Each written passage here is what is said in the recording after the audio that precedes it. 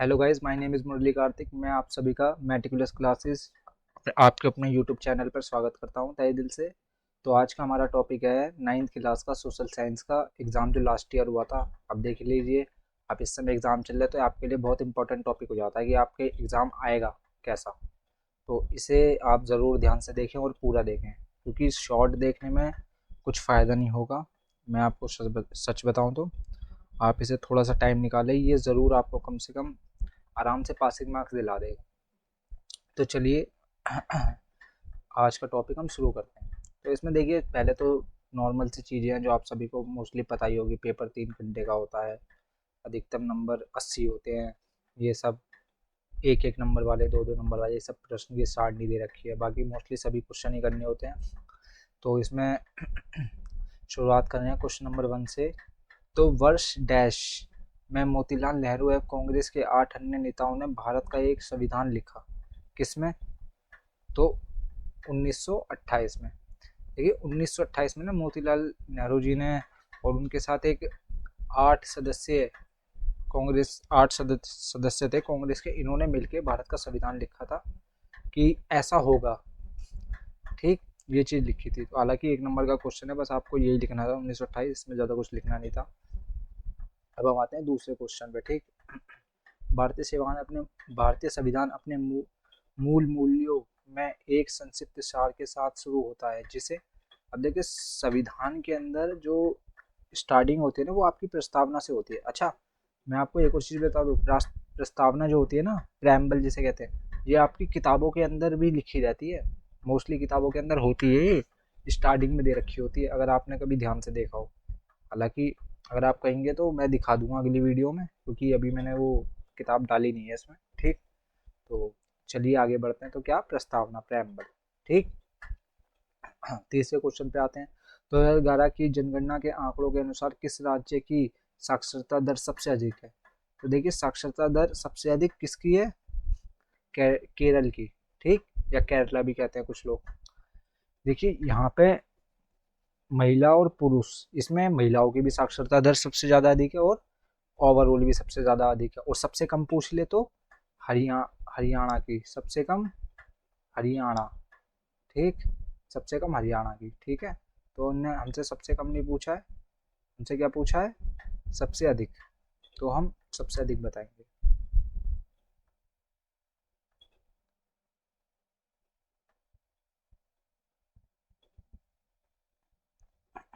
ठीक, चलिए अगले क्वेश्चन पे चलते हैं। भारत की मानक मानक मध्याहार्य रेखा, जिसे 82.30 डिग्री निम्न निम्न के में से कहते हैं, उसे निम्न में से किस स्थान से होकर गुजरती है? देखो भारत की जो ये रेखा है ना, जिसे समय रेखा भी कहा जाता है भारत की। ठीक, जीएमटी जिसे कहते हैं, जीएमटी, जीएमटी। ठीक, ये आपके उत्तर प्रदेश में मिर्जापुर से निकलती है। ठीक, यहीं से हमारे पूरे देश का समय निर्धारित किया जाता है। ठीक है, तो ये चीज़ इसमें खास चीज़ है, मैं आपको यही बतानी थी कि इसमें ऐसा क्या है। तो ये चीज़ आपको ध्यान रखनी है। ठीक, बाकी इनमें से किसी से नहीं गुजरती, इसमें इस पे से। ठीक, अगले पे चलते हैं।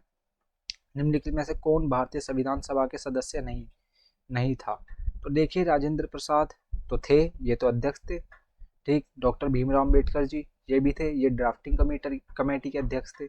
और सरोजिनी नायडू, ये भी थी। ठीक, महात्मा गांधी नहीं थे, महात्मा गांधी नहीं थे। तो सही आंसर क्या हो जाएगा आपका? महात्मा गांधी। महात्मा गांधी तो पहले ही महात्मा गांधी की तो पहले ही डेथ हो गई। ड्राफ्टिंग मतलब संविधान सभा की जो समिति, वो तो बाद में बनी, इसलिए।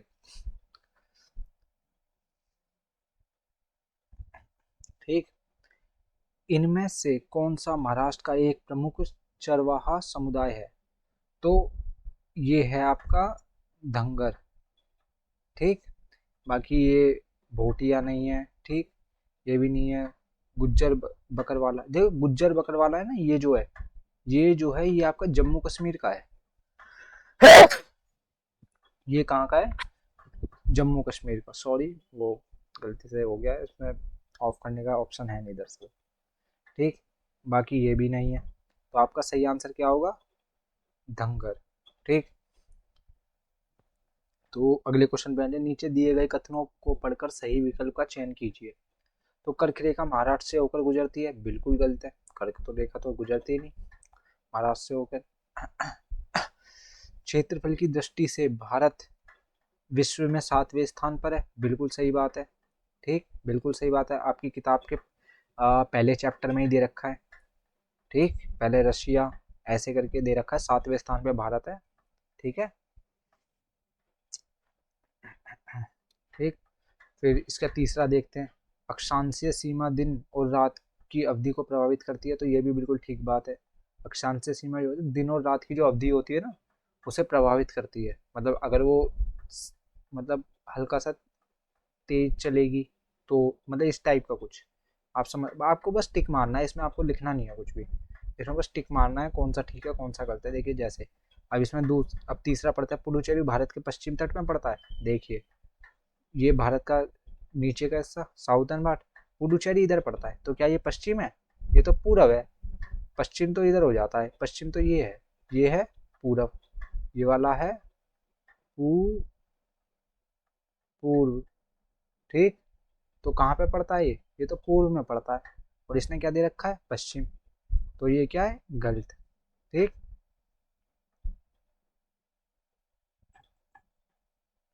तो अब हम आगे बढ़ते हैं।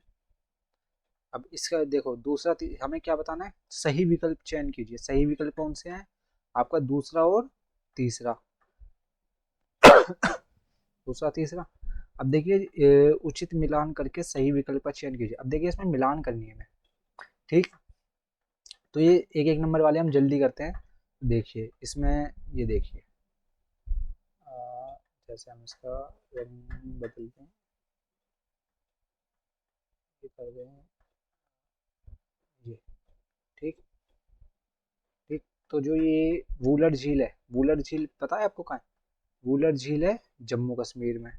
ठीक, वूलर झील जम्मू कश्मीर में, ये सब है, ये सबसे ऊंचाई पे भी है। दूसरी की बात करते हैं, दूसरी है सांबर झील। सांबर झील कहाँ है? ये है राजस्थान में।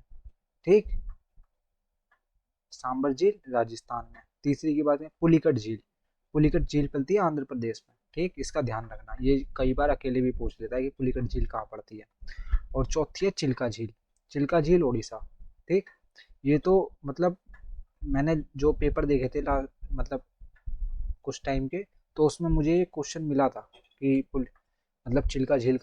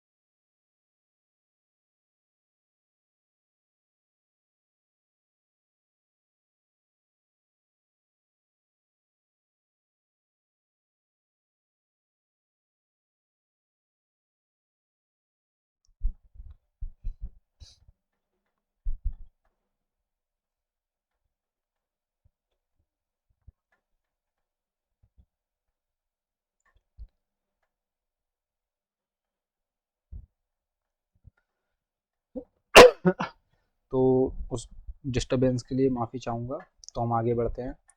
तो देखिए चिल्का झील मैंने कहाँ बताई आपको? चिल्का झील बताई मैंने उड़ीसा में।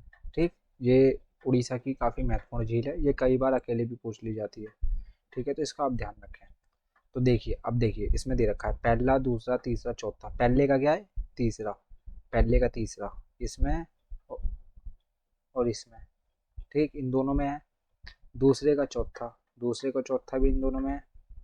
ठीक, तीसरे का पहला, तीसरे का पहला किसमें, तीसरे का पहला इसमें है और चौथे का दूसरा इसमें। तो यही वाला ठीक ऑप्शन है। ठीक, तो आगे बढ़ेंगे। सिंधु और गंगा नदी तंत्रों के बीच जल विभाजन पर कौन सा शहर स्थित है? ठीक है, देखो, सिंधु नदी और गंगा नदी के तंत्रों के बीच जल विभाजक पर कौन सा शहर स्थित है? बच्चे इसका बहुत गलत आंसर लगाते हैं बहुत बार। मैंने काफ़ी बार देखा है, जो भी मतलब जैसे कभी हम ऑफलाइन ट्यूशन कोचिंग में जब भी कभी बच्चों से पूछते भी हैं तो भी बच्चे इसका बहुत बार गलत आंसर देते हैं। आप इसका ध्यान रखना। ठीक, इसका सही आंसर है अम्बाला। ठीक, अम्बाला। गलती से नैनीताल मत लगा देना, कई लोग इसका नैनीताल लगा देते हैं। और खैर हरिद्वार तो है ही नहीं, सिंधु नदी ऊपर से चली जाती है ऐसे और ऐसे करके अरब सागर में, और गंगा नदी ऐसे करके ऐसे। ठीक, ठीक, तो हरिद्वार तो इधर पड़ जाता है इस तरफ को करीब, तो उससे तो खैर कोई दिक्कत है नहीं, पर बच्चे कई बार इसका नैनीताल वगैरह लगा देते हैं। ठीक, तो उससे बचें। इसका सही आंसर क्या है? सही आंसर मैंने बता दिया आपको, अम्बाला। लोकतंत्र निर्णय लेने की गुणवत्ता में सुधार करता है क्योंकि, देखो ये इनने कथन देखा है और इसका पूछा है क्योंकि, क्योंकि निर्णय शिक्षित लोगों द्वारा लिए लिए जाते हैं? नहीं। निर्णय परामर्श और विचार विमर्श द्वारा लिए जाते हैं? ये हो सकता है, चेक करते हैं। निर्णय लंबे समय तक लिए जाते हैं? ऐसा तो कुछ भी नहीं है, कुछ जल्दी भी ले लिए जाते हैं। सभी निर्णय न्यायपालिका द्वारा अनुमोदित किए जाते हैं? ये बिल्कुल करेक्ट है, इसमें कोई शंका नहीं है। जितने भी निर्णय लिए जाते हैं ना, अगर कोई लगता है कि न्यायपालिका उसे मतलब न्यायपालिका को लगता है कि वो देश के लिए ठीक नहीं है, तो न्यायपालिका उसे रद्द कर सकती है। हैं, तो इसके न्यायपालिका के पास ये पावर होती है। पर निर्णय परामर्श और विचार विमर्श द्वारा हाँ ये किए जाते हैं, पर कई बार क्या होता है, इसको एक तरह से प्रॉपर मान नहीं सकते। इसमें कुछ ना कुछ कोई ना कोई ऐसा आ ही जाएगा कि अकेले भी मतलब कोई वो लिया है, कोई भी विधेयक लिया है, हो सकता है अकेला लाए कोई इंसान, कोई मिल के लाए ऐसे। तो इसलिए यही आंसर इसका करेक्ट बैठेगा, आपको यही लगाना है। 18वीं शताब्दी में फ्रांस में किस नए सामाजिक समूह का उदय हुआ? देखो, तो उसमें जो उसमें 3 समूहों का उदय हुआ था, पर उसमें से जो महत्वपूर्ण था ना, वो था कुलीन वर्ग। ठीक, कुलीन वर्ग। ठीक है, ये आपको 1 नंबर का क्वेश्चन है, तो सिर्फ सिंपली बी लिख के आंसर लिखो बस, इससे ज़्यादा कुछ नहीं। निम्नलिखित में से कौन सा जल निकाय श्रीलंका को भारत से अलग करता है? देखो, इसका भी लोग बड़ा गलत आंसर लगा देते हैं। देखो, जिसका ये पेपर है उसने भी इसका गलत लगा रखा है, पाक जल डमरू मध्य। चलो ये तो ठीक है, ये तो ठीक है, पाक जल डमरू मध्य है तो ठीक है, पर ये खंबात की खाड़ी है या फिर मन्नार की खाड़ी है? हैं, इसमें दिक्कत करते हैं बच्चे।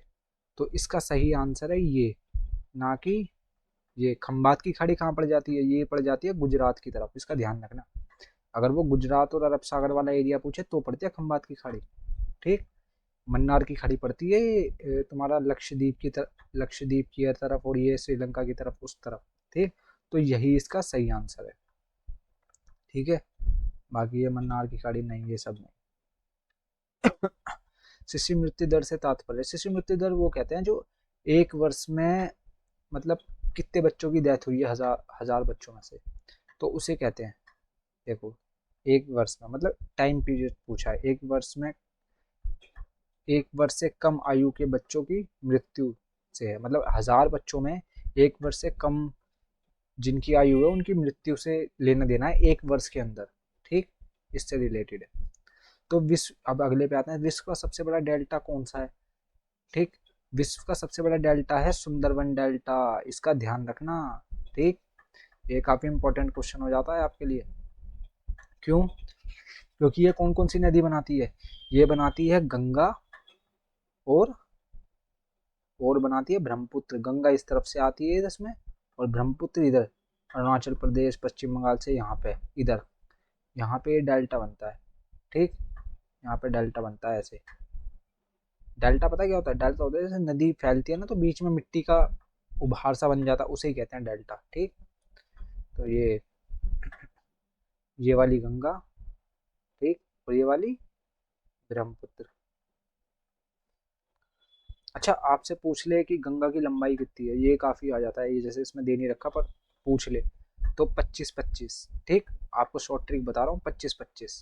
ठीक, मतलब 2525 किलोमीटर। ठीक, और ब्रह्मपुत्र की 3000, लगभग 3000 मान के चलना, लगभग 3000 किलोमीटर। ब्रह्मपुत्र लंबी नदी है गंगा से, पर ब्रह्मपुत्र क्या है, ये ज्यादातर एरिया इसका तिब्बत में है, भारत में इतनी ज्यादा नहीं है ये, बाकी पश्चिम बंगाल में है। इसलिए इसे हम भारत की सबसे बड़ी लंबी नदी नहीं मानते, हम किसे मानते हैं, गंगा, क्योंकि गंगा का अधिकतम हिस्सा कहाँ है, भारत के अंदर, इसलिए इस वजह से हम गंगा को भारत की सबसे लंबी नदी मानते हैं। ठीक, ये क्लियर हुआ। चलिए अगले पे आते हैं। निम्नलिखित में से कौन सा कथन तीसरे स्टेट के संदर्भ में गलत है। देखो, तीसरे स्टेट, आपको सीधा सीधा टिक मारना है, 1 नंबर का क्वेश्चन है। इसमें 33 स्टेट में केवल गरीब लोग सम्मिलित नहीं थे। ठीक, इसमें देखो अमीर भी होते हैं, गरीब भी होते हैं, हर तरह के होते हैं, कोई सिर्फ एक, मतलब एक नहीं होता, मतलब ना तो अमीर ही अमीर, ना ही गरीब गरीब। ठीक है, तो ये चीज नहीं होती। अब जैसे कोई बिजनेस करता है, तो गरीब भी करेगा बिजनेस, गरीब छोटा बिजनेस करेगा, अमीर बड़ा बिजनेस करेगा, इस टाइप। ठीक, तो अगले क्वेश्चन पे आते हैं। पूर्व औपनिवेशिक काल में अफ्रीका में मसई समुदाय किन 2 सामाजिक वर्गों में विभाजित थे। तो इसका आप डायरेक्ट याद कर लो, इसका आंसर है आपका बुजुर्ग और योद्धा में। तो अफ्रीकी में मसाई समुदाय थे, किन 2 सामाजिक वर्गों में विभाजित।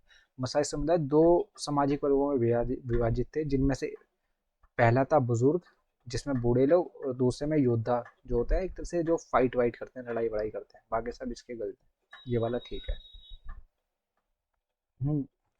नीचे दिए गए कथन 17 से 20 में अभी अभिकथन ए और कारण आर के रूप में चिन्हित 2 कथन दिए गए हैं। कथनों को पढ़िए और सही विकल्प चुनिए। मतलब ये इनमें से सब में से ये चुनना है कौन सा है। मतलब इनमें से पहला ऑप्शन है अभिकथन ए व कारण आर दोनों सत्य हैं, और कारण आर और अभिकथन ए की ही सही व्याख्या करता है। अभिकथन ए व कारण आर दोनों सत्य हैं, परंतु कारण आर ए की सही व्याख्या नहीं करता। और तीसरा है अभिकथन ए सही है और कारण आर का आर गलत है, और अभिकथन ए गलत है और कारण आर सही है। तो पहला वो पढ़ते हैं। 17 नंबर अभिकथन ए, गोरे शासकों ने सभी अश्वेतों को अपने समान माना। तो बिल्कुल नहीं, बिल्कुल नहीं, ऐसा हो ही नहीं सकता। गोरे लोग जब अंग्रेजों का शासन था, ये बड़ी मतलब छुआछात करते थे। ठीक, इन्होंने कभी समान नहीं माना। ठीक, दूसरा कारण देखते हैं अब। गोरे शासकों ने लोगों को अपनी उनकी चमड़ी के रंग के आधार पर बांट दिया। बिल्कुल ये सही बात है। ठीक, आपका जब इतिहास, अगर जैसे आप कहेंगे मेरे से पढ़ने की, तो मैं भी पढ़ा दूंगा, पर अगर आप कहीं और से भी पढ़ते हैं कोई दिक्कत नहीं है उसकी। आप पढ़ेंगे कि जो गोरे लोगों के घर होते थे ना, वहाँ पे मतलब एक तरह से जैसे हम इंडियन लोग हैं, इंडियन जो होते हैं ना, काली चमड़ी वाले बोला जाता था कि काली चमड़ी वाले हैं, ब्राउन चमड़ी वाले। तो इनको उस जगहों पे कई बार एंट्री नहीं होती थी। इस हद तक का मतलब डिस्क्रिमिनेशन होता था। आप सोच लो। तो इसमें क्या है, तो अभिकथन ए गलत है और कारण आर सही है। तो इसका आंसर क्या होगा, अभिकथन ए गलत है और कारण आर सही है। ठीक, तो अब दूसरा देखते हैं।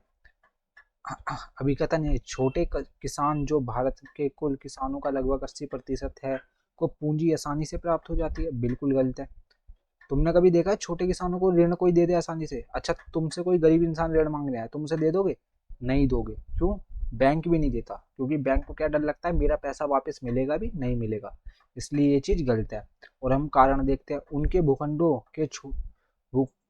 के छोटे आकार पर्याप्त उत्पादन करने में सक्षम नहीं होते। हाँ, ये बिल्कुल सही बात है। अगर तुम्हारी छोटी जमीन है तो पर्याप्त उत्पादन कैसे हो सकता है उसमें? साफ सीधी बात है, नहीं हो पाएगा। तो सक्षम नहीं होता, इसने पहले ही सक्षम नहीं होते लिखा है, तो बिल्कुल ठीक बात है।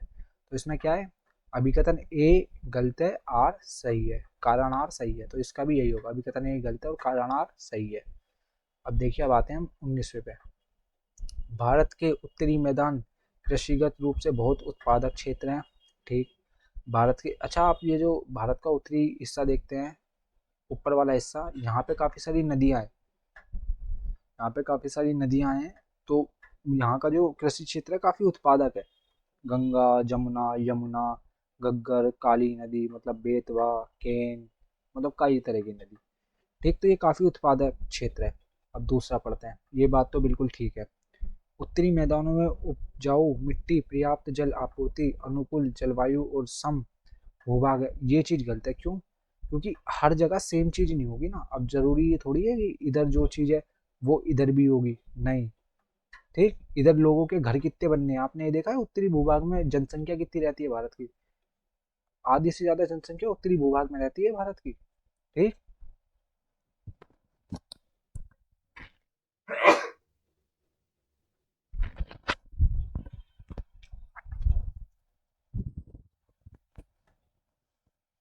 तो मैंने क्या बताया आपको, आधे से ज्यादा संख्या जनसंख्या जो है उत्तरी भूभाग में रहती है भारत की। इस वजह से यहाँ पे जगह की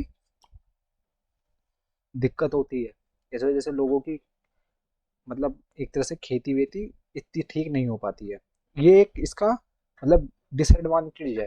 मतलब हर चीज का एडवांटेज और डिसएडवांटेज दोनों होता है, तो इसका डिसएडवांटेज है कि यहाँ पे लोगों की जनसंख्या बहुत है, तो ये कहीं ना कहीं एक घाटा है। तो इसलिए ये चीज ठीक नहीं होगी। तो इसका क्या कथन ये सही, कारण आर गलत। ठीक, या फिर आप ये भी कह सकते हैं कथन ये सही। हाँ, आप ऐसा करिए, आप इसको ये मत कीजिए गलत है, आप कहिए ठीक तो है, पर इसने इसकी सही व्याख्या नहीं कर रखी। हालांकि इसने लिखा है उत्तरी मैदानों में उपजाऊ मिट्टी, पर्याप्त जल आपूर्ति, अनुकूल जलवायु और सम भूभाग है। तो ये चीज तो ठीक लिखी है, पर क्या ये सही व्याख्या है इसकी? नहीं, ये सही व्याख्या नहीं है। देखो अब देखते हैं, अधिकतन ए एवं कारण आर दोनों सत्य हैं और कारण आर अभिकथन ए की सही व्याख्या करता है। नहीं, ये चीज नहीं है, ये नहीं है इसका। अभिकथन ए व कारण आर दोनों सत्य हैं, परंतु कारण आर ए की सही व्याख्या नहीं करता। तो इसका आंसर ये हो जाएगा आपका। ठीक, तो ये हो जाएगा इसका आंसर 19वें का वो। तो हालांकि दोनों ठीक है, पर ये सही व्याख्या नहीं कर रहा है इसकी, तो इसका ध्यान रखना। अभिकथन ए लोकतंत्र निर्णय लेने की गुणवत्ता में सुधार करता है। अभिकथन ये है, लोकतंत्र निर्णय लेने के लिए गुणवत्ता में सुधार करता है, बिल्कुल ठीक बात है। ठीक, कारण आर लोकतंत्र मतभेदों और टकरावों को संभालने का तरीका उपलब्ध कराता है, बिल्कुल उपलब्ध कराता है। देखिए जब भी संसद होती है, आपने संसद की वीडियो वगैरह देखी होगी, आप में से कई लोग कभी आगे चल के अपने फ्यूचर में अपना क्या सोचेंगे कि क्या बनना है, कोई डॉक्टर, कोई इंजीनियर, कोई पॉलिटिक्स, पॉलिटिकल पार्टी या कोई भी पॉलिटिक्स, तो अलग अलग डिवाइड होगा। तो ऐसे ही, तो इसी चीज़ को देखते हुए तो वहाँ पे जो है लोगों की बातचीत होती है। तो ये चीज़ ठीक है, बिल्कुल ठीक। तो दोनों ही चीज़ ठीक है और इसकी व्याख्या भी ठीक है। ठीक,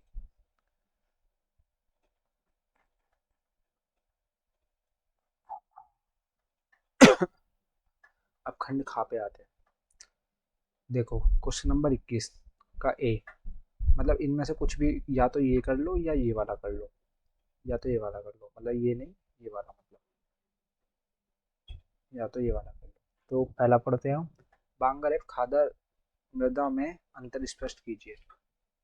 2 नंबर का क्वेश्चन है। तो देखिए मैंने आपके लिए ना इसमें पहले से ही, मतलब ये एक डायग्राम निकाल रखा है। देखो बांगर एरिया ये रहा और खादर ये रहा। अच्छा, इनमें फर्क क्या है?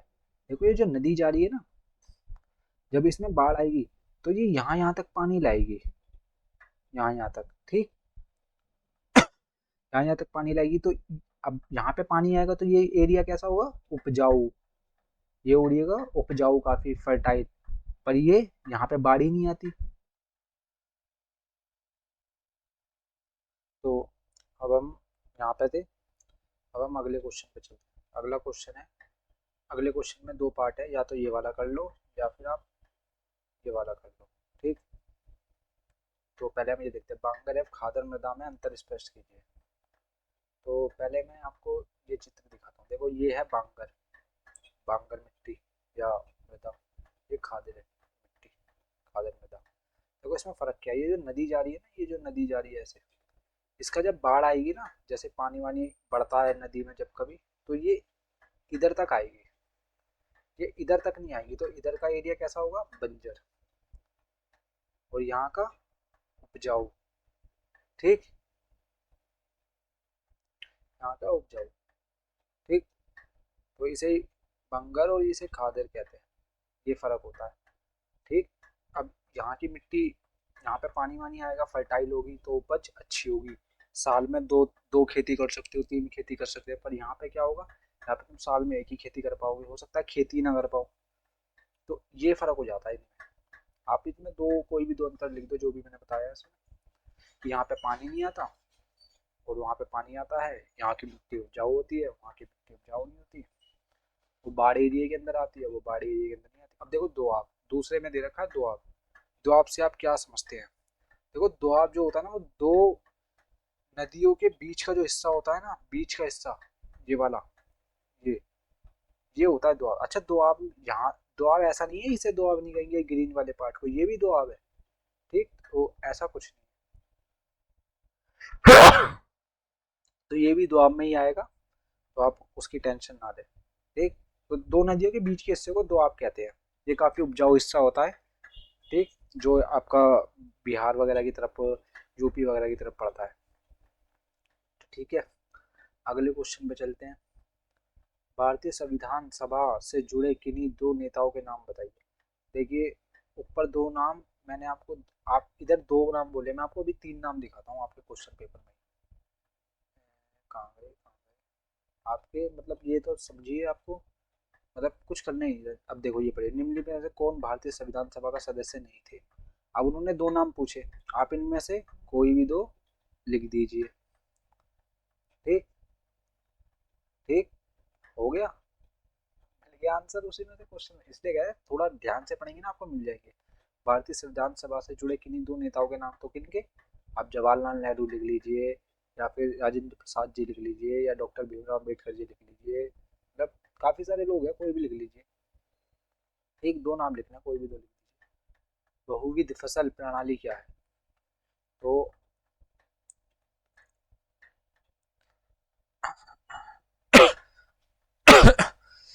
एक मिनट, बहुविध फसल प्रणाली ना, एक मैं आपको, देखिए बहुविध फसल प्रणाली वो इस टाइप की होती है, जैसे जिसमें, मतलब ये समझिए जैसे ये वाला हिस्सा था आपका, ये वाला, मैंने आपको क्या बताया, इस वाले हिस्से में काफी सारी खेती हो सकती है, मतलब एक साल में दो दो खेतियां भी हो सकती है, पर इस वाले में नहीं हो सकती। तो बहुविध फसल प्रणाली का मतलब ही ये है कि एक वर्ष में किसी भूमि पर एक से ज्यादा फसल पैदा करने, पैदल कर, मतलब पैदा करना एक तरह का। ठीक, इसी को ही बहुविध प्रणाली कहते हैं। ठीक, यह भूमि के किसी एक टुकड़े में उपज बढ़ाने की सबसे सामान्य प्रणाली है। इससे पता होता है भूमि के एक टुकड़े की उपज बढ़ाई जाती है, मतलब ज्यादा उपजाऊ हो जाए, मतलब जैसे पहले इसमें इतने वो उपज हो रही थी, ठीक, अब उसमें ज्यादा कर दी जाए, अब ये पूरी तरह से ऐसे उपज हो जाए, तो ये चीज है इसमें। ठीक, तो बाकी ज्यादा कुछ है नहीं, बाकी कुछ होगा तो मैं बताऊंगा। तो मैंने आपको बहुविध फसल प्रणाली बता दी है, क्या थी, मतलब एक ही जगह पे एक भूमि को उपजाऊ बनाने की, मतलब एक तरह की प्रणाली है जिसमें एक एरिया को ज्यादा उपजाऊ बनाया जाए पहले से। ठीक, ये चीज होती है बहुविध, बहुविध फसल प्रणाली। ठीक, ये लिखना था तुम्हें, दो नंबर का, ज्यादा कुछ लिखना नहीं। अब अगले क्वेश्चन पे आते हैं, किन्हीं दो दार्शनिकों के नाम बताइए जिन्होंने फ्रांसीसी लोगों को प्राचीन राजतंत्र के खिलाफ विद्रोह के लिए प्रेरित किया हो। देखो, इसमें तो जो आपके मतलब महत्वपूर्ण है ना, उनमें से देखो जो मुझे दो याद है, जो मैंने जब पढ़े थे उनमें से दो जो याद है, उसमें से एक तो फेमस है रूसो, और एक वॉल्टेयर, वॉल्टेयर। ठीक, रूसो और वॉल्टेयर काफी फेमस है। बाकी आप और भी लोग, जैसे क्या नाम था उनका, जैसे डिडेरो, डिडेरो करके कुछ एक नाम था, वो भी मतलब ठीक थे। पर जो ये वॉल्टेयर है ना और रूसो, काफी ये मतलब मजबूत लोग थे, मतलब ये काफी मतलब अच्छे, मतलब तगड़े बंदों में से आते थे इनमें, तो आप इनका नाम लिख दो, कोई दिक्कत नहीं है। ठीक, तो इसका यही नाम, यही उत्तर हो जाएगा। आप लिख दो वोल्टेयर। ठीक, हालांकि मैं लिख देता हूँ, आप कहेंगे तो जैसे मैं जब लिख दूँ Voltaire and Voltaire Rousseau, Rousseau, ये दोनों ही हैं। दोनों ही लोग काफी मतलब पावरफुल लोग थे उस समय, मतलब जिन्होंने उस मतलब फ्रांसीसी क्रांति को मतलब थोड़ा मतलब भड़काने की कोशिश की थी, मतलब एक तरह से उसे बढ़ाया था आगे, इस टाइप का। ठीक, बाकी ये दोनों नाम लिख लीजिए, इनफ है, इससे ज़्यादा की जरूरत नहीं पड़ेगी। ठीक, अब अगले पे चलते हैं। अब गा पे आते हैं। इसमें पाँच पाँच नंबर, तीन तीन नंबर के पांच क्वेश्चन है, टोटल 15 नंबर। भारत के भौगोलिक विस्तार का संक्षिप्त वर्णन कीजिए। ठीक, तो भारत का भौगोलिक एरिया, तो आपने भारत का मैप तो देखा ही होगा सबने। ठीक, भारत का मैप तो देखा ही होगा, कोई है जिसने नहीं देखा भारत का मैप? तो देखो, भारत जो है आपका किस में पड़ता है? भारत आपका पड़ता है नॉर्थ ईस्टर्न, नॉर्थ ईस्टर्न में पड़ता है पूरी दुनिया के, मतलब वर्ल्ड के, जैसे ये पूरा वर्ल्ड है इसे बीच में जगह है, तो भारत इस तरफ पड़ता है इधर। ठीक, तो ये नॉर्थ और ये ईस्ट, मोस्टली पार्ट ज्यादातर ईस्ट में पड़ता है। ठीक, तो नॉर्थ ईस्ट ही कहते हैं। ठीक, और भारत एशिया का भी हिस्सा है, यहाँ से लेकर यहाँ तक ये एशिया महाद्वीप पड़ जाता है, फिर इधर अफ्रीका पड़ जाता है। ठीक, ऐसे तो भारत अफ्रीका का भी हिस्सा है। और भारत की भूमि सीमा की बात करें तो इसकी जो लंबाई है ना, इसकी लंबाई है 15,200 किलोमीटर। ठीक, कितनी? 15,200। ठीक, तो 15,200 किलोमीटर है। ठीक है, बाकी आप अगर मतलब द्वीपों के मिला के बोलोगे तो हो सकता है थोड़ी बढ़ जाए, बाकी इतनी, इतना काफी है इसमें लिखना। ठीक, तो अब देखिए, अब ना मेन चीज पे आते हैं, अब हम बात करते हैं पॉइंटों की। ठीक, पॉइंटों की, जैसे कि कौन सा पॉइंट कहाँ पड़ता है। देखिए, जैसे ये भारत है, ये भारत है मान लीजिए, अब उसका एक पॉइंट सबसे नीचे भी होगा, एक पॉइंट सबसे ऊपर भी होगा, एक पॉइंट सबसे इधर, एक पॉइंट सबसे इधर। तो जो सबसे पहले बात करते हैं दक्षिणम बिंदु की, सबसे मतलब नीचे वाला, इसे कहते हैं इंदिरा पॉइंट। इसे क्या कहते हैं? Indira point, Indira point. ठीक, ये 6.45 पे डिग्री पे है। ठीक, अब हम बात करते हैं दूसरे पॉइंटों की। देखो, ये तो ठीक है, आपने इतना समझ लिया। ठीक, पर अगर हम लंबाई की बात करें, जैसे यहाँ से लेकर यहाँ तक की लंबाई कितनी है, तो आपसे पूछ ले तो आप कितनी बोलोगे? तो आप बोलोगे 3,214 किलोमीटर। 3,214। ठीक, 3,214 किलोमीटर। ठीक है, ये इसकी लंबाई है। 3,214 किलोमीटर इसकी लंबाई है। और अगर हम यहाँ से यहाँ तक की बात करें चौड़ाई की, ठीक, चौड़ाई भी तो होगी कोई, चौड़ाई की बात करें तो चौड़ाई आपकी 2,000, 2,933। ये किलोमीटर में है, मीटर में मत समझ लेने से। 2,933। ठीक, इसका मतलब एरिया निकाले तो इसका 32, इसका एरिया, अगर एरिया तो पता ही होगा आपको, 32 लाख, 32 लाख लिख दो, इनफ है, मतलब पूरा लिखने की जरूरत नहीं है। और ये भी पता होगा ये पूरे विश्व का कितने प्रतिशत एरिया घेरता है। ये जैसे ये तो भारत का एरिया है, पूरे विश्व का निकाले तो कितने प्रतिशत एरिया घेरता है? ये घेरता है आपका 2.4%। ठीक, 2.4%। ठीक, ये 2.4% एरिया घेरता है पूरे विश्व का, अकेले भारत। ठीक है, तो ये लिख सकते हैं। और इसमें और भी चीजें हैं, मतलब काफ़ी मतलब इतना वैसे इनफ होगा, 3 नंबर के क्वेश्चन में काफ़ी चीज़ें बता दी आपने। एशिया में पड़ता है, इसकी भूस्थलीय सीमा जो लंबाई है वो 15,200 किलोमीटर है। ठीक।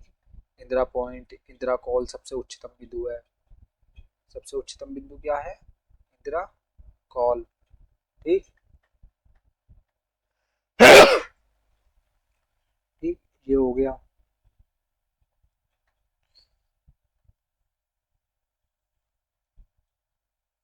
इंदिरा कॉल। और सबसे अगर अच्छा, ये जो पॉइंट पड़ता है ये मतलब आपका एक तरह से मतलब कन्याकुमारी में पड़ेगा ये, कन्याकुमारी। ठीक। और ऊपर वाला जम्मू कश्मीर में। ठीक है। जम्मू कश्मीर इस समय लद्दाख में पड़ेगा, हालांकि अब वो बदल चुका है, तो आप इसका ध्यान रखें। ठीक है। और अगर हम बात करें, अगर भारत का सबसे इधर वाला हिस्सा क्या हुआ, ये पड़ेगा गुजरात में, गुजरात का। और सबसे इधर वाला ये पड़ेगा अरुणाचल प्रदेश। ठीक है। ठीक। तो इसका ध्यान रखना, ये थोड़ा ज़रूरी हो जाएगा। वो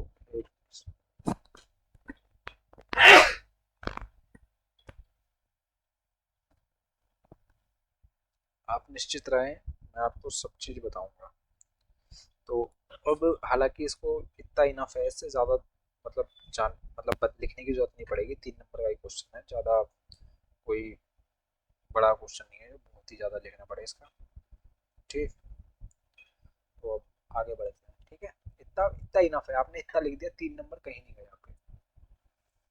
अच्छा, आपको लग रहा हो जैसे टाइम काफ़ी ज़्यादा है, तो देखिए ये वीडियो ना आपको जल्दी करके देखते हैं। अब मैं तो ज़्यादा जल्दी जल्दी बोल नहीं सकता, आप जल्दी देख करके स्पीड बढ़ा के देख सकते हैं। ठीक। अब अगले क्वेश्चन पे आते हैं। तो अगला क्वेश्चन है आपका, लोकतंत्र निर्णय लेने की गुणवत्ता में सुधार करता है, कथन की परख कीजिए। लोकतंत्र जो है निर्णय लेने की गुणवत्ता में सुधार करता है, कथन की परख कीजिए। ठीक। तो इसके बारे में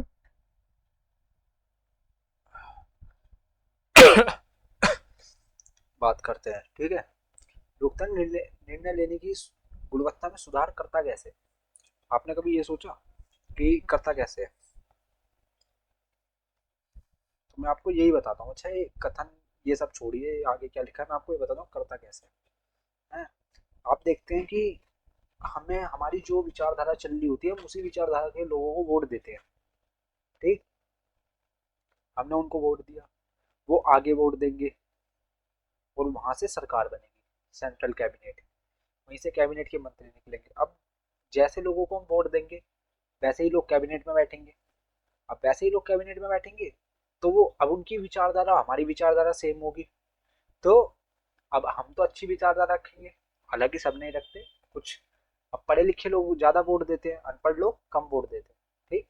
तो उनकी विचारधारा अच्छी जाएगी आगे, तो वो एक तरह से अच्छे निर्णय की तरफ बढ़ेंगे, मतलब देश के विकास की ओर जाएंगे। ठीक, ये चीज होती है। इस तरीके से लिख सकते हैं आप, इसके ऊपर बना के लिख दीजिए कोई। देखिए,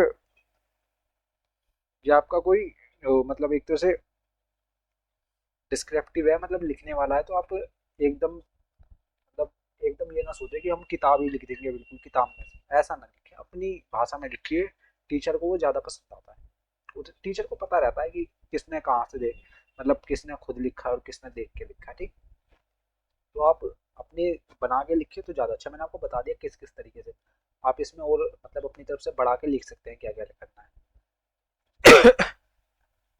ठीक है।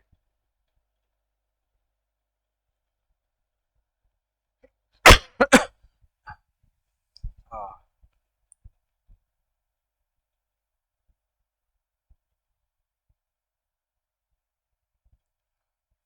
हाँ। ग्रामीण क्षेत्रों में बेरोजगारी के लिए उत्तरदायी किन्हीं 3 कारकों को लिखिए।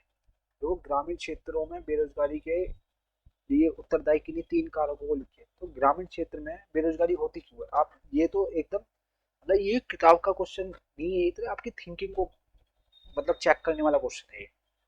अब ग्रामीण क्षेत्र है, उसमें बेरोजगारी होगी, उसका क्या उत्तरदायी हो सकता है, उसका क्या कारण हो सकता है? देखिए, ग्रामीण क्षेत्र है, पैसा कम होगा लोगों में, गरीब लोग ज़्यादा होंगे।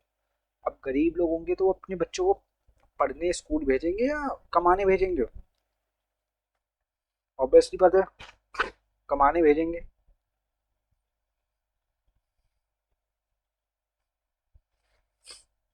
कमाने भेजेंगे।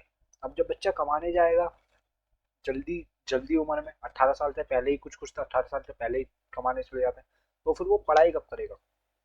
जैसे आपके पास तो एक अच्छा मौका है, आप पढ़ाई कर रहे हैं, पर कुछ लोग होते हैं जो पढ़ाई नहीं कर पाते। आपने देखा है ना, आपने आसपास जैसे आप कहीं जाए स्लम एरिया में, वहां पे देखें ये छोटे छोटे बच्चे काम कर रहे हैं इस चीज को। तो ये ग्रामीण क्षेत्रों में एक बहुत बड़ा कारण होता है। तो ये एक तरह से ये टॉपिक है, इसके ऊपर आपको किन्हीं 3 कारकों को लिखना है। ये लिख लीजिए, वहाँ के लोग मतलब गरीब होते हैं, गरीबी के कारण वहाँ पे सुविधाएं नहीं होती हैं, और वहाँ पे लोग एक तरह से इन्वेस्टमेंट भी नहीं करते। जैसे अमीर जगह, जैसे कोई पॉश एरिया होता है, वहाँ पे लोग इन्वेस्टमेंट करने में कतराते नहीं है। अब मैं ही कहूँ आपसे, आप पे 1 करोड़ रुपए है, आप कहाँ पे मकान लोगे? एक स्लम एरिया में या एक पोर्श एरिया में? आप पोर्श एरिया में चुनोगे, क्यों? क्योंकि आपको पता है वो एरिया अच्छा है, वहां पे जगह की कीमत बढ़ेगी, तो लोग इन्वेस्ट नहीं करते। ये भी एक कारण है। तो अगला देखते हैं।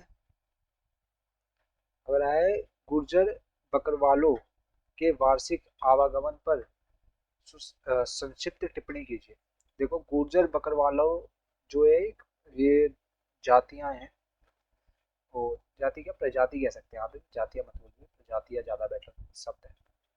तो ये जम्मू कश्मीर की तरफ, मैंने आपको ऊपर भी बताया था इसका मतलब, गुर्जर बकरवाला का, ये जम्मू कश्मीर की तरफ मतलब प्रजाति थी जो अपने मतलब चारागाह करते थे, और मतलब एक तरह से भ्रमण करते थे, घूमते रहते थे खाने की तलाश में। एक तरह से खाना बदोश भी इन्हें कहा जाता है।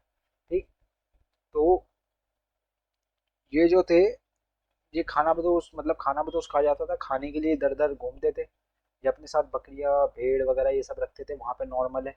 जम्मू कश्मीर में भेड़ बहुत रखते हैं लोग, क्योंकि ऊन मिलता है, ऊन ऊन बेचते हैं, वो ऊन से कमाई होती है। तो इनका मेन क्या था?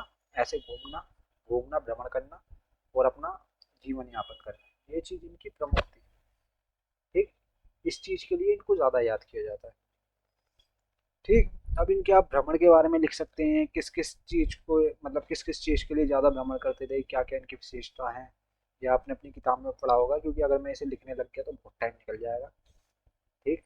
तो हालांकि मैंने आपको एक बता दिया है कि कहाँ के लोग थे, तो आप उससे अंदाजा भी लगा सकते हैं इनकी क्या क्या खान पीन होगा। अब जम्मू कश्मीर के है तो क्या क्या खाते होंगे, कैसे होंगे, क्या इनकी वेशभूषा होगी, जो जम्मू कश्मीरी लोग पहनते हैं कपड़े वैसे ही कपड़े होंगे। तो इसके ऊपर आप आराम से लिख सकते हैं। अब आते हैं 30 पे। ये है, नदियां सबसे उपयोगी प्राकृतिक प्राकृतिक संसाधनों का गठन करती हैं। ठीक।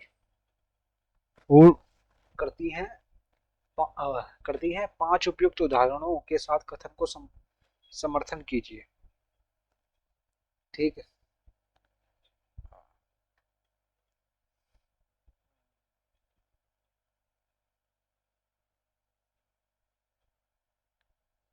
ठीक है।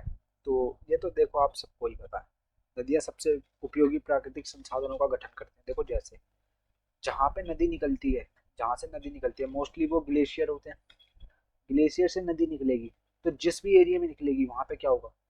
वहां पे खेती अच्छी होगी। खेती अच्छी होगी तो लोग खेती करेंगे। यहाँ पे मछली, मतलब मछली पालन भी होगा। ठीक।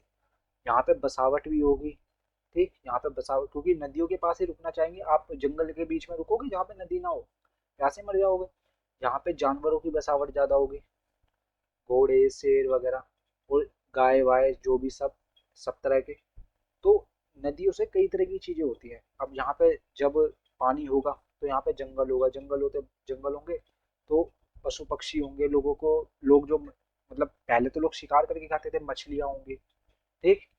पहले के लोग ज्यादा वो नहीं करते थे कि हमें खेती करनी है ना, वो तो कहते थे हम तो शिकार करेंगे, साफ सीधी बात। तो शिकार भी, अब जब जहाँ पे पानी होगा, जहाँ पे जंगल होगा, वहीं पे जानवर होंगे। ऐसा तो है नहीं रेगिस्तान में आपने जानवर देखे हैं कि रेगिस्तान में कोई जानवर घूम रहा है? नहीं, जंगलों में घूमते हैं। क्यों? क्योंकि वहां पे जीवन है, जल है। ठीक। जीने के संसाधन जानवरों को क्या है?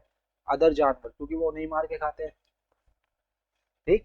जैसे गाय घास खाती है, हिरण पत्ते खाता है, शेर गाय को खाता है, मतलब हिरण को खाता है, वगैरह वगैरह, जो भी ये सब खाते हैं, ये सब चैन सर्कल से चलता रहता है ऐसे। ठीक। तो इसके ऊपर आप आराम से 5 या 10 पॉइंट भी लिख सकते हैं। अगले पे आते हैं। देखिए ये क्वेश्चन बहुत बढ़िया है। हिमालय से निकलने वाली नदी और प्रायद्वीपीय नदियों के बीच महत्वपूर्ण अंतरों का उल्लेख कीजिए। देखो, कुछ नदियां होती है जो हिमालय से निकलती हैं, ठीक, और कुछ निकलती है प्रायद्वीपीय नदियां। देखो इनका क्या है, ये 12 महीने बहती हैं बढ़िया एकदम। और ये जो है, ये मतलब वर्षा के टाइम तो बहुत अच्छी बहती है, पर जब वर्षा निकल जाती है, गर्मी आती है, तो कुछ कुछ तो विलुप्त हो जाती हैं, गायब हो जाती हैं, और कुछ कुछ बहुत हल्की हल्की बहती है। ठीक। इनमें एक फर्क। दूसरा, इनका पानी जो होता है, इनका पानी, इनके पानी जो हिमालय वाली नदियां हैं, ठीक, हिमालय वाली नदियां हैं वो प्रायद्वीपीय वाली नदियों के मुकाबले ज्यादा साफ पानी लाती हैं। ठीक। ये ज्यादा साफ पानी लाएंगे, ये थोड़ा कम। ठीक। हालांकि लाएंगी ये भी, ये वर्षा पे चलती है, पर ये हिमनद होते हैं जो बर्फ के पहाड़ हो जाते हैं, उनसे पिघल पिघल के धीरे धीरे पानी आता है, उससे चलती है नदियाँ, उनसे बनता है ग्लेशियर जिसे कहते हैं, जो पहाड़ों के बीच का एरिया, ग्लेशियर है, इनसे। और आप ये देखेंगे कि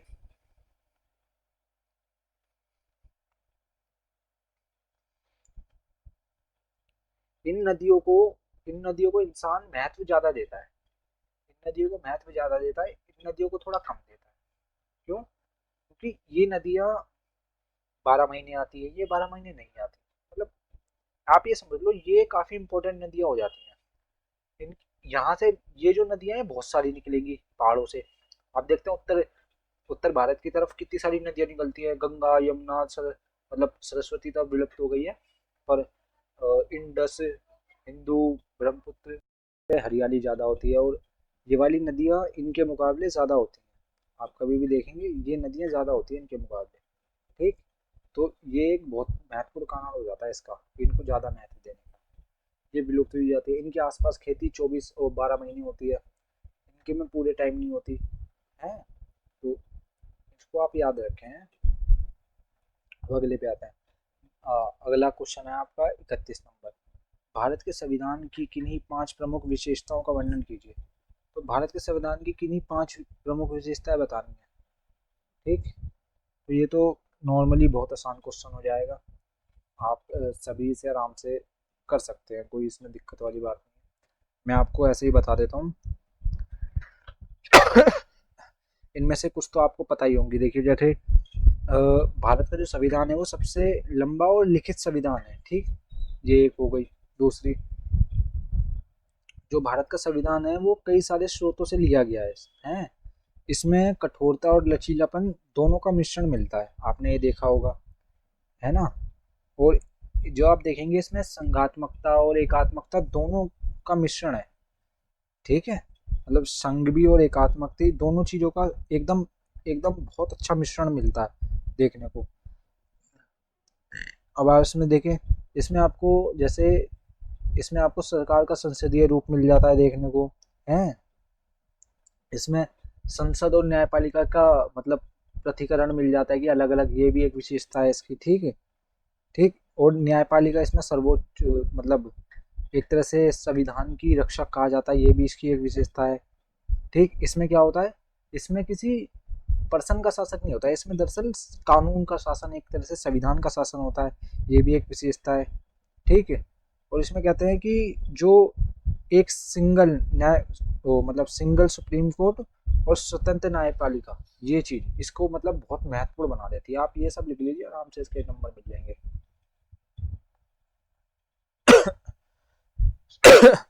तो मैं आपको यही कहूँगा कि आप ये वाला करें तो ज़्यादा बेटर है। भारत के संविधान के निर्माण में योगदान देने वाले प्रमुख कारकों को स्पष्ट ये भी हो जाएगा, पर वो ज़्यादा आसान पड़ेगा आपको। ठीक, ऐसे हो जाएगा।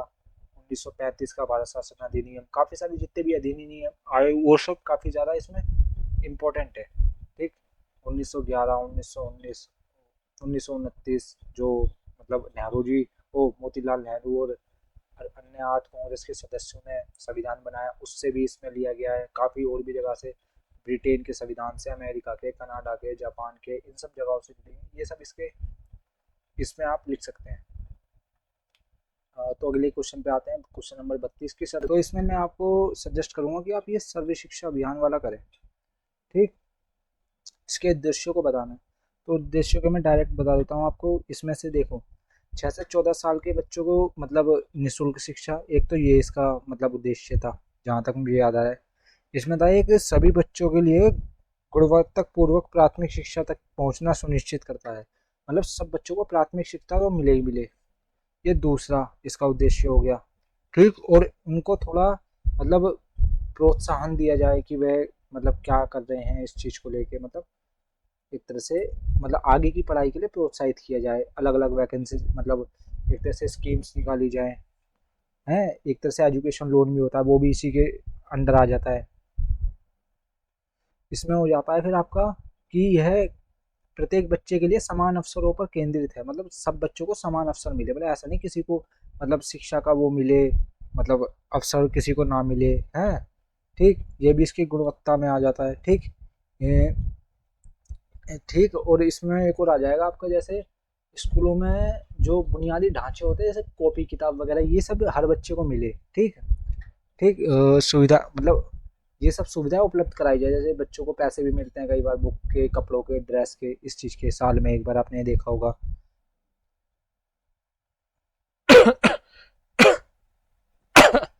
जो नई शिक्षा प्रणाली है उनको बढ़ावा मिले, ये भी इसका एक मतलब उद्देश्य है। शिक्षकों का कौशल परीक्षण हो, मतलब शिक्षक जो है वो मतलब ढंग से पढ़ाए, उनका सबसे अच्छे से प्रशिक्षण हो, ये भी इसकी एक वो है, क्या बोलते हैं, उद्देश्य है। और इसमें नई नई मतलब स्कीमें लागू की जाएं हैं। और बच्चों का सर्वगणीय विकास के उद्देश्य से समग्र शिक्षा दृष्टिकोण पर जोर दिया जाए, मतलब बच्चों का हर तरह की मतलब शिक्षा पे जोर दिया जाए, मतलब पढ़ाई वाली भी, बाहर वाली भी, कार्यक्रम वाली भी, हर तरह के तरह से विकास हो। तो इतना लिख दीजिए, आपका काफ़ी है 5 नंबर के इसमें। ठीक, तो अब हम आते हैं अगले क्वेश्चन पे। अगला क्वेश्चन है 33 नंबर। यह है पशुपालकों पर वन अधिनियम के क्या प्रभाव है। देखो, पशुपालकों जो पशुओं को पालते हैं उनके ऊपर वन अधिनियम जो आया उसके क्या प्रभाव पड़े। ठीक है, तो मैं आपको एक एक करके प्रभाव बता देता हूँ। देखो, वन अधिनियम जो आया था ना, वो लकड़ी के लिए आया था, लकड़ी के वनों की रक्षा के लिए आया था। ठीक, जिस संरक्षण के लिए आया था, बनाया गया था, जिसका वाणिज्यिक महत्व था। इन अधिनियमों ने चौराहों के जीवन को बदल दिया, मतलब इन्होंने क्या करा, चौराहों के जीवन को बदल दिया। ठीक, कैसे बदला। दूसरा, अब उन्हें कई जंगलों में प्रवेश करने से रोक दिया गया। अब जब वो नहीं आया था, अधिनियम आया नहीं आया था, तो उन्हें किसी जंगल में अपने मतलब पशु वशु ले जाने में, चरवाहा करवाने में कोई दिक्कत नहीं आती। पर जब से ये आ गया तो मतलब जंगल संरक्षित हो गए, तो इनकी एंट्री बंद हो गई, उनको नहीं रोक दिया गया, मतलब जाने न दिया है। और पहले ही ऐसे ही चले जाते, तो ये इनका एक मतलब प्रभाव पड़ा इन पे। ठीक, अगला प्रभाव देखते हैं। उन्हें अब जो है ना परमिट जारी किए गए, मतलब परमिट जारी होते हैं जिनको जाने दिया जाता है। तो प्रवेश और बाहर निकलने की निगरानी, मतलब जो भी अंदर जा रहा है बाहर जा रहा है उसकी निगरानी होने लगी। जंगल में जितना चाहो उतना नहीं रह सकते थे, मतलब जैसे पहले लोग क्या होते थे, जंगल में जाते थे, लोग जाते थे वहीं घर बना लेते थे, वहीं पे अपने पशु रख लेते। पर अब ऐसा नहीं कैसे करते, आप गए हो तो आपको आना पड़ेगा, आप वहीं पर रुक नहीं सकते हैं। ये नहीं कि पहले की तरह जब जब मन करा तब जाओ, जब मन करा तब हो है। ये दृष्टि बढ़ गई, मतलब नजर रखने लग गए, जंगलों को संरक्षण करने। अब अब आपको ये भी नोट किया जाएगा, आप कितने दिन, कितने घंटे, कितनी देर आप वहां पर रुके हो हैं। तो एक तरह से अब ना परमिट उनके जीवन पे मतलब शासन करता है। अगर उन पर परमिट नहीं तो जंगल में एंट्री। पर क्या ये सही है? नहीं, सही नहीं है। क्यों? क्योंकि वो तो जंगल वही है, वो काफी सालों से अपने जानवरों को चरा रहे हैं। तो इसका देखो, हर चीज़ का फ़ायदा नुकसान दोनों होते हैं। पर इसका फ़ायदा क्या है, जो पहले जंगल की कटाई होती थी अवैध तौर से वो रुक गई, जानवरों को मारा नहीं गया, जानवरों की मृत्यु कम हो गई, क्योंकि पहले लोग क्या करते थे, शिकार करते थे, जानवर मारे जाते थे बस शौक के लिए शिकार करते, इसलिए ये बहुत ज़रूरी था। तो आप इतना लिखिए काफ़ी है। अब देखिए 34, 35 और 36, 37, तो ये जो क्वेश्चन है ना ये आपको पैराग्राफ वाले हैं। हाँ, तो आपको ये पैराग्राफ पढ़ना है, पैराग्राफ पढ़ना है और इनके आंसर देने हैं। ठीक। तो आप ये देखो, ये तो मैं नहीं कराऊंगा, इसे आप आराम से खुद भी कर सकते हैं। हालांकि अगर आप में से कोई भी, अच्छा मैं अपनी वीडियो अब यहीं समाप्त करता हूँ। मैं आपसे ये कहूँगा, अगर आप में से किसी को भी इसकी पीडीएफ चाहिए तो आप कमेंट बॉक्स में अपना नंबर या जीमेल मतलब डाल दें, मैं आपको पर्सनली सेंड कर दूंगा। ठीक। और बाकी आप सबका बहुत बहुत धन्यवाद इतना लंबे टाइम तक बने रहने के लिए। देखिए, इतनी गारंटी, आपने ये पूरी वीडियो देख ली तो आपके पेपर में मतलब इसी इसी वीडियो से कम नहीं तो आराम से 20 से 25 नंबर का पेपर आ जाएगा आराम से।